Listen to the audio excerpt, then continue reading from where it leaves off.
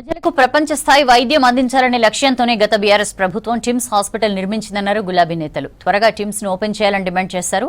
పాలమూరు ప్రాజెక్టును పూర్తి చేసి సాగునీటిని అందించాలన్నారు. ఇక ఎన్నికలు ఎప్పుడొచ్చినా టీఆర్ఎస్ అధికారంలోకి వస్తుందని ధీమా వ్యక్తం చేశారు ఆ పార్టీ చీఫ్ కవిత.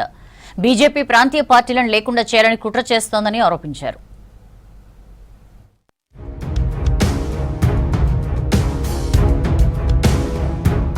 ఎయిమ్స్ తరహాలో టిమ్స్ ఉండాలని మాజీ సీఎం కేసీఆర్ ఆలోచన చేశారన్నారు బీఆర్ఎస్ వర్కింగ్ ప్రెసిడెంట్ కేటీఆర్. తమ హయాంలోనే 4 టిమ్స్ ఆసుపత్రులను ఏర్పాటు చేశారన్నారు. హైదరాబాద్ సనత్ నగర్ లో టిమ్స్ ఆసుపత్రిని మాజీ మంత్రి తలసానితో కలిసి పరిశీలించారు కేటీఆర్. ప్రభుత్వం ఎలాంటి భేషజాలకు వెళ్లకుండా వెంటనే హాస్పిటల్ ను ప్రారంభించాలన్నారు మాజీ మంత్రులు. ఏప్రిల్ 22, 2022 నాడు ఇక్కడ శంకుస్థాపన చేయడం జరిగింది. ఒక సనత్ నగర్ లోనే కాదు, హైదరాబాద్ చుట్టూ 4 దిక్కుల ఈస్ట్, వెస్ట్, నార్త్, సౌత్ 4 వైపులా ప్రజలకి మరి వైద్య సేవలు అందుబాటులో ఉండాలి అని చెప్పి టిమ్స్ అనే బ్రాండ్ కింద బ్రహ్మాండమైన ఈ కార్యక్రమానికి కేసీఆర్ గారు శ్రీకారం చుట్టారు. తెలంగాణ భవన్లో ఎస్ఐఆర్ అంశంపై సమావేశం జరగనుంది. 400 మంది బీఆర్ఎస్ ముఖ్య నేతలు, ప్రజాప్రతినిధులు, జిల్లా స్థాయి నాయకులు సమావేశంలో పాల్గొననున్నారు. స్పెషల్ ఇంటెన్సివ్ రివిజన్ పై పార్టీ కార్యాచరణ, ప్రజల్లోకి తీసుకెళ్లాల్సిన అంశాలపై చర్చించనున్నారు కేటీఆర్.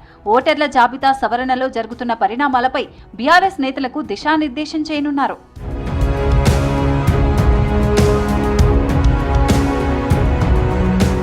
ఉద్యమ నేత కేసీఆర్ తో సమస్య లేదు కానీ 10 ఏళ్లు ముఖ్యమంత్రిగా చేసిన బీఆర్ఎస్ అధినేత కేసీఆర్ తోనే సమస్య అని విమర్శించారు టీఆర్ఎస్ చీఫ్ కవిత. ఢిల్లీ ఎక్సైజ్ పాలసీ అంశంలో పుట్టింటి నుంచి సరైన సపోర్టు రాలేదన్నారు. అంతర్గతంగా తాను చెప్పిన అభిప్రాయాలను బయటపెట్టి బయటకు వెళ్లేలా చేశారన్నారు. చేదు అనుభవాలు, కఠిన పరిస్థితులు చూసాగే తనలో మార్పు వచ్చిందన్నారు కవిత.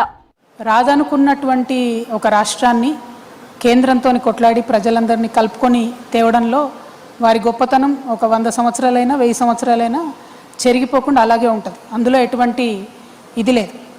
ఉద్యమ కేసీఆర్తో ఎవరికి కూడా సమస్య లేదు. ముఖ్యమంత్రి కేసీఆర్తోని, బీఆర్ఎస్ పార్టీ అధ్యక్షుడు కేసీఆర్ గారితోని చాలా మందికి సమస్య ఉంది. అట్లానే నాకు కూడా సమస్య ఉంది. పాలమూరు జిల్లాకు చెందిన సీఎం రేవంత్ రెడ్డి ఆ జిల్లాకు ఏమైనా చేస్తారని ఎక్కువ మంది ఓట్లు వేశారన్నారు మాజీ మంత్రి శ్రీనివాస్ గౌడ్. పాలమూరు ప్రాజెక్టు ద్వారా ఉమ్మడి జిల్లాలో 10 లక్షల ఎకరాలకు సాగునీరు ఇచ్చే అవకాశం ఉందన్నారు. పాలమూరు ప్రాజెక్టుపై సీఎం రేవంత్ రెడ్డి సమీక్ష చేయాలన్నారు.